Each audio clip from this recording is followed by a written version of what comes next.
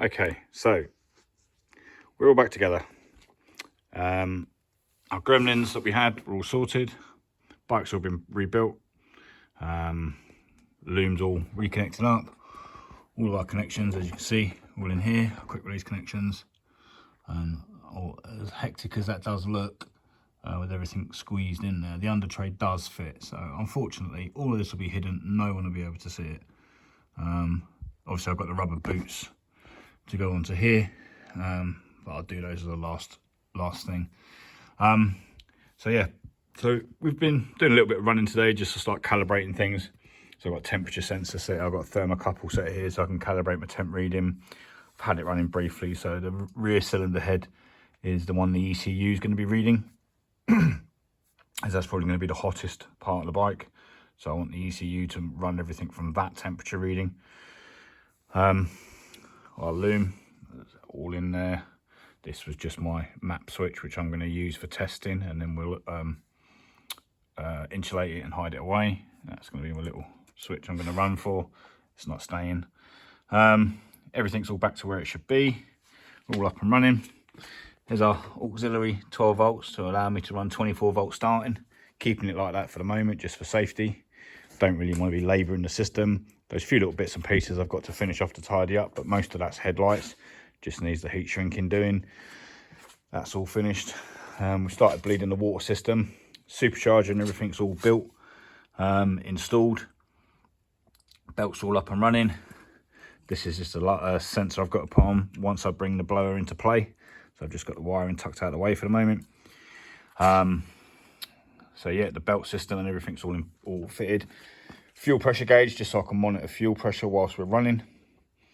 Again, just see what it's doing under load. I want to make sure, because we've got an awful lot of pipe work, but so far it seems really good. Seems to be holding itself exactly where I want it to be. No leaks in the system, no pressure drop at all. That's been sat at 40 psi for well over an hour.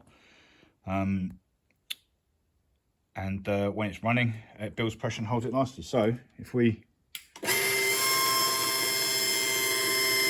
fire it up, this pipe here is obviously is going to be our boost return pipe to go for overpressure to go back to the inlet on the side.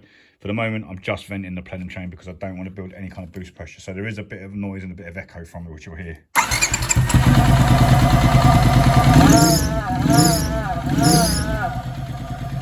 that's the noise. I'll blank that off, you can see it's a lot quieter. The fuel pressure is really good.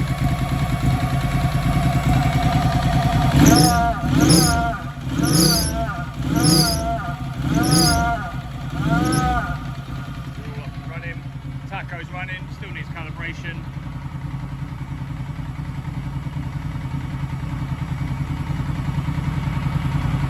That little feedback I was on about with the indicators, we'll sort that out. That's just because it's an LED.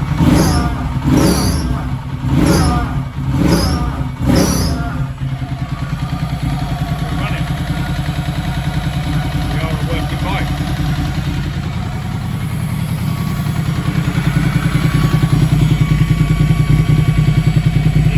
All up and running. A bit of ignition for it, get the idle up.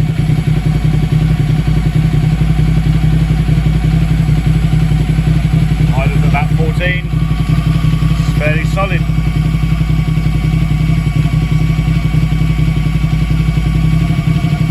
Move a bit of fuel, quite like that. It looks like we're about 20% too rich. Needs about 11 degrees ignition in it to get that idle about where we want. Not bad for a quick start. Maybe slow the idle speed down a little bit.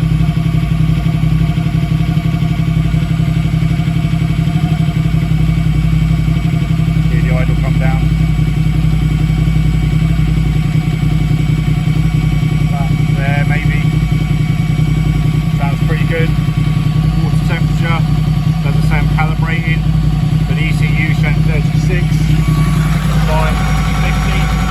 So just working our way through. So 50 degrees,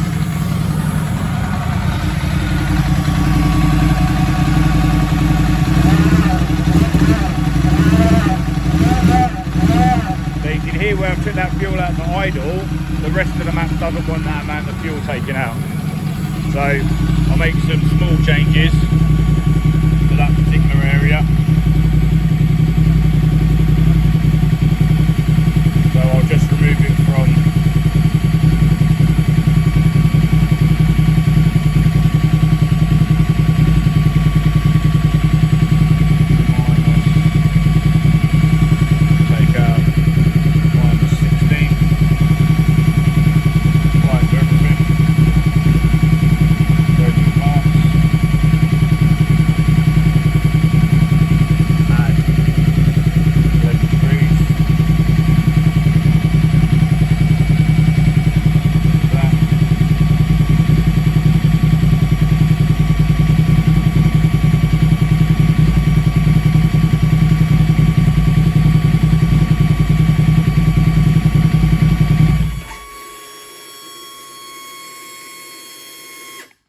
send a map change.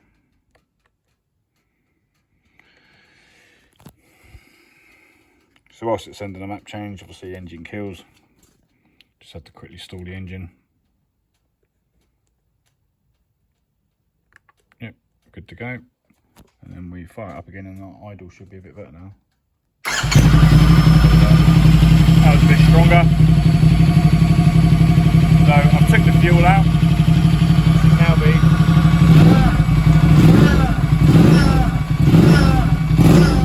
kept that strong idle. So yeah, there we go. We are working, we are connected, we are communicating, we are calibrating. Next stop, dyno.